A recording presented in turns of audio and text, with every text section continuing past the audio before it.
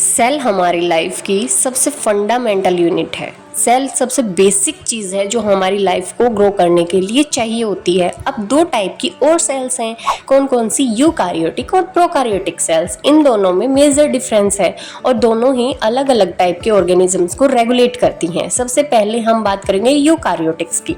यूकारियोटिक्स के जो हैं वो एडवांस सेल्स हैं और इनका साइज जो है काफ़ी बड़ा है और स्ट्रक्चर भी काफ़ी कॉम्प्लिकेटेड है।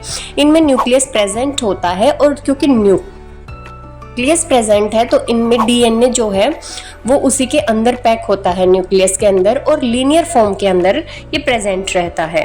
इनमें जो सेल डिवीजन है ना वो भी माइटोसिस और मियोसिस दोनों ही टाइप से होता है और काफ़ी कॉम्प्लेक्स स्ट्रक्चर होता है। स्पिंडल फॉर्मेशन यहाँ पर ये दोनों करेंगे, ठीक है। अब आप बात करिए एग्जाम्पल की, plant cell, animal cells, yeast cell और प्रोटिस्ट सेल, सब के अंदर सिर्फ यूकारियोटिक्स ही प्रेजेंट होती है। अब बात करेंगे प्रोकारियोटिक सेल्स की। तो प्रोकारियोटिक सेल्स होती हैं वो प्राइमेटिव यानी पुरानी सेल्स होती हैं।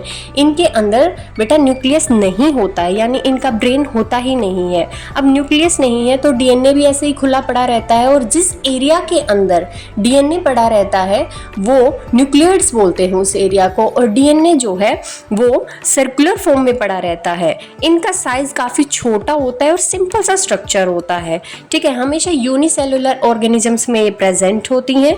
अब क्योंकि यूनिसेलुलर प्रेजेंट है इनमें ऑर्गेनिजम्स के अंदर होती हैं तो सेल डिवीजन भी क्या होगा? बाइंडरी फ्यूजन से होगा और एक रैपिड सी सिंपल सी फॉर्म से ये क्या हो जाते हैं, इनकी फॉर्मेशन हो जाती है। स्पिंडल फॉर्मेशन नहीं होगी इनमें, ठीक है। ट्रू न्यूक्लियस प्रेजेंट होता नहीं है। एग्जाम्पल आप अपनी स्क्रीन पर देख रहे हैं। Thanks for watching.